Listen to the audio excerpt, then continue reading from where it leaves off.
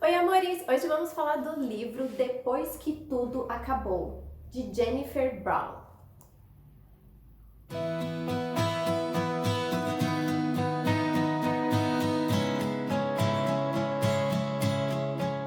É a primeira leitura que eu faço dessa escritora. Eu confesso que eu não conhecia, mas eu já tinha ouvido falar desse livro dela, A Lista do Ódio, que inclusive tá na minha lista, mas eu ainda não comprei, por isso que eu nunca tinha lido nada dela.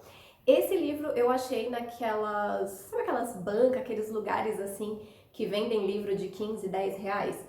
Encontrei lá, e aí eu tava vendo ali na minha prateleira, eu falei, pô, ele é tão fininho, acho que eu vou conseguir ler mais rápido, hein? E aí eu peguei esse livro pra ler. E sério, gente, eu estou apaixonada pela escrita dessa escritora, sério. Ela consegue narrar uma história muito bem, de uma forma muito rápida, sem ficar cansativo, e te prende ali do começo ao final. Tanto que eu consegui ler esse livro dentro ali de uma semana, indo e vindo no metrô e fazendo as minhas coisas, mas eu consegui ler ele muito rápido. Tudo bem que ele também é fino, né? Ele tem poucas páginas. Ele tem 207 páginas, ele é um livro fino. O meu já tá aqui marcadinho, né? Como vocês podem ver, porque eu acabei de ler. E eu gostei muito. Esse livro conta a história da Jersey, que é uma adolescente que vive numa cidade que sempre tem aquelas suspeitas de chamar... Ai, deixa eu botar o livro aqui. Fica ali, de plano de fundo. Eu deveria deixar só ele sozinho no meio, né? O que vocês acham? Me deem uma dica. O que vocês acham quando eu fizer resenha? Eu deixo um livro principal que eu tô falando no meio ou deixo assim? Me deem dicas aí, o que vocês gostam de ver visualmente. Jersey mora numa cidade que tem alertas de tornado. Então, a cidade dela tem muitos alertas de tornado. Então, eles já são meio que preparados para caso aconteça esses alertas, caso realmente aconteça. Então, o clima é bem louco na cidade, sabe? Faz sol, faz chuva, às vezes com vento e tal. Ela mora com o padrasto, a mãe e a irmã mais nova. E ela é a típica adolescente normal, que não tem muita paciência com a irmã mais nova, não fala muito com os pais direito, não se dá muito bem com o padrasto, tipo, não é que ela não se dá bem, ela não tem nada, mas também não tem aquele vínculo afetivo com o padrasto dela. E em um certo dia, a mãe sai para levar a irmã mais nova na aula de dança, e a Jersey foi bem mal criada, digamos assim, né? Ela não queria ali dançar com a irmã, ela não deu muita atenção pra mãe. Enfim, adolescente sendo adolescente. Porém, esse dia tem um alerta de tornado e enquanto ela tá preparando o jantar, ela percebe que o negócio é realmente sério. Não é só um alerta como os outros que davam na cidade. E ela liga desesperada pra mãe dela, porque ela tá sozinha em casa, mas ela sabe que ela tem que descer pra se esconder no porão. Só que nessa ligação, a mãe responde meio não respondendo, porque eles estão perdendo o sinal, tá? Fica tudo meio que ali confuso pra ela, mas ela corre pro porão e espera todo esse turbilhão, né, passar. E, gente, simplesmente o tornado destrói a cidade dela. Destrói tudo. E aí a Jersey se vê sozinha, com o resto de uma casa, sem nada, sem suplemento, sem paz, sem coisas ali. Então ela pega uma bota do padrasto que ela encontra, que sobra ali no meio dos destroços, né, de tudo. Tem água e pouquinhas coisas no frigobar que ficou também ali, que sobreviveu ao tornado. E ela sai junto com o vizinho dela à caça pela mãe, porque não tem mais sinal de celular, ela não sabe o que fazer, ela não sabe para onde ir. Várias pessoas estavam se locomovendo para a casa de parentes, para outras cidades, estavam ali se mudando, só que as famílias estavam juntas.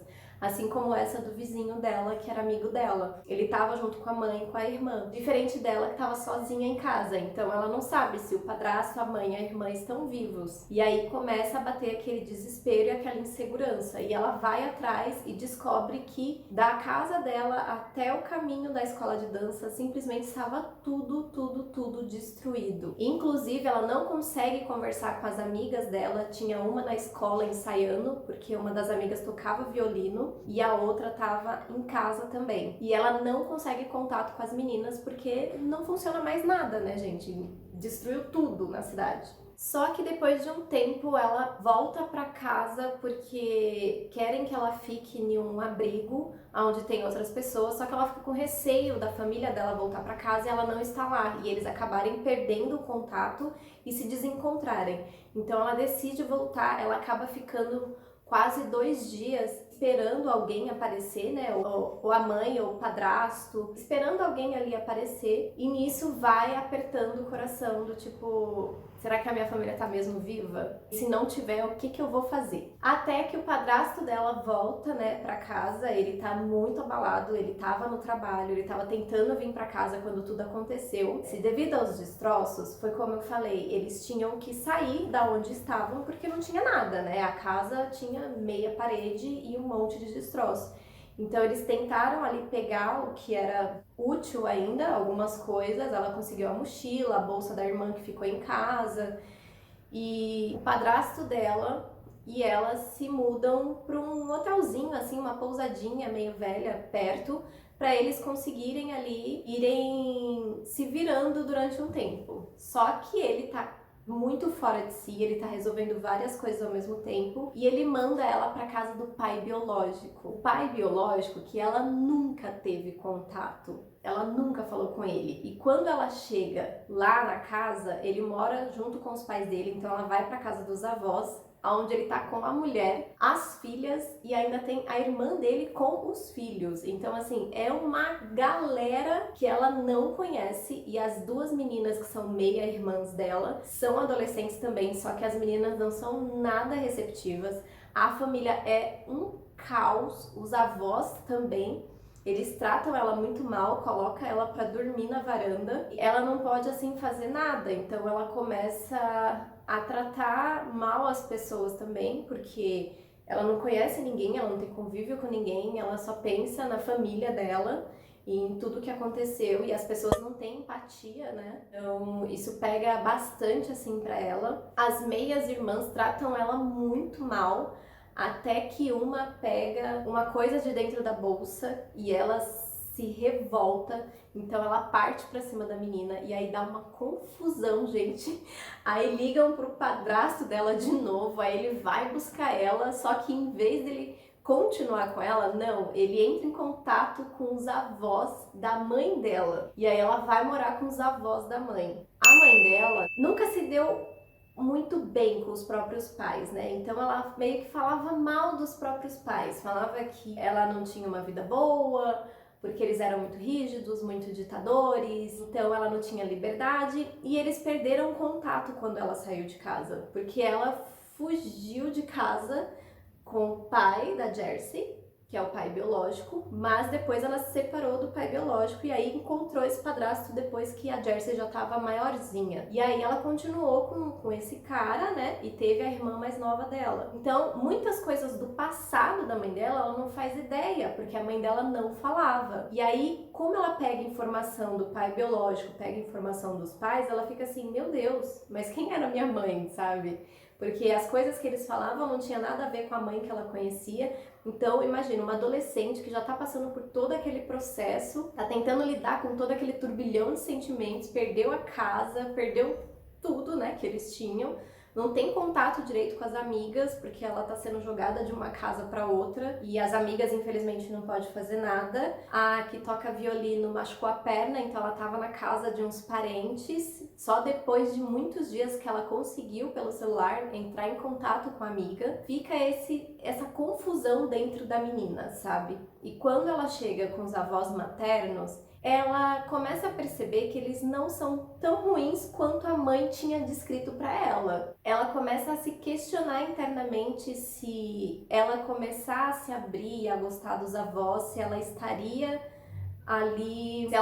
ali traindo a mãe, sabe? Então é uma questão muito juvenil mesmo, muito adolescente. Você vê que ela tá tentando lidar com aqueles sentimentos, tentando entender e ao mesmo tempo sendo muito fiel à família dela, sendo muito fiel à mãe, sendo muito fiel a família que eles tinham criado. Então ela fica nessa confusão interna, porque os avós maternos são completamente diferentes daquele caos que era da família paterna. Então os avós maternos são mais tranquilos, a casa é organizada, eles são receptivos, eles se importam com ela, eles se preocupam.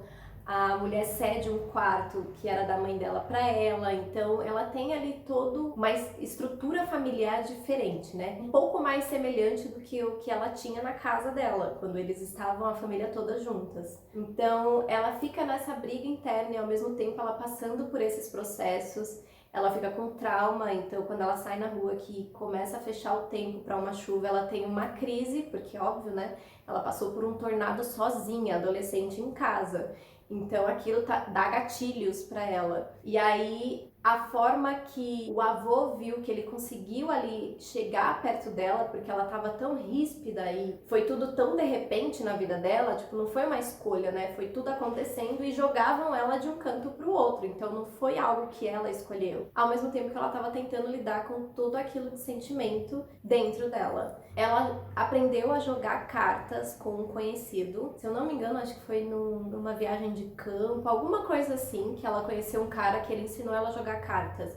Então ela jogava bastante carta sozinha. E o avô materno também tinha esse costume. Tanto que quando ela ia na cozinha comer, ela via ele jogando. E aí ela ficava olhando. E ela dava dicas ali pra ele, né? Tipo, você tá jogando a carta errada, não sei o quê. E ele percebeu, né? Com a maturidade dele, óbvio, que era um meio de chegar até a menina. Então ele foi usando dos jogos para chegar até a neta e tentar fazer ela ali se abrir um pouco e entender que eles estavam ali para acolher e cuidar dela, sabe? Não era uma obrigação péssima. E aí ela descobre também outras coisas no meio do caminho, presentes que ela ganhava que eram do pai dela, ela descobre a verdade sobre os presentes. Então, assim, o que eu mais gostei nesse livro é que ela foi muito fiel, realmente, a uma adolescente. Então, a gente percebe ali a diferença dos avós para adolescente, né? A maturidade dos avós e a imaturidade que ela tem. E também todo esse processo de coisas novas na vida, de luto, como lidar com isso, como você entender, como você aceitar, em quem ou não confiar, o que acontece ali com a estrutura familiar. Então eu gostei muito dessa história, não tem mais como eu falar sem dar spoiler pra vocês, mas eu super indico esse livro, ele é muito, muito bom. E com certeza eu vou comprar os outros da escritora, porque eu amei a escrita dela e já tá na minha lista. Então tem 3 aqui que eles indicam, que é A Lista do Ódio, 1000 Palavras e Amor Amargo. Vou pesquisar e quem sabe eu leia os 3. Mas o Lista do Ódio, com certeza, eu vou ler porque ele já tava na minha lista, inclusive, há muito, muito tempo. Então, sério, gente, eu super indico essa leitura pra vocês. É uma leitura muito boa, muito fácil e rápida. A escritora ali, ela consegue prender a gente e também ela tem uma narrativa muito boa para descrever as situações, sabe? Não fica ali enchendo linguiça e fazendo todo um melodrama, não. Tem um drama ali, tem algo acontecendo, mas é passado de uma forma muito boa, sério. Eu gosto muito e eu super indico esse livro pra vocês, de verdade. Então, comenta aqui pra mim quem já leu algum livro dessa escritora, quem já conhecia ou quem também está conhecendo agora junto comigo. E não se esqueçam de se inscrever aqui no meu canal, deem bastante like e compartilhem, me sigam nas outras redes sociais. Até o próximo vídeo, um super beijo!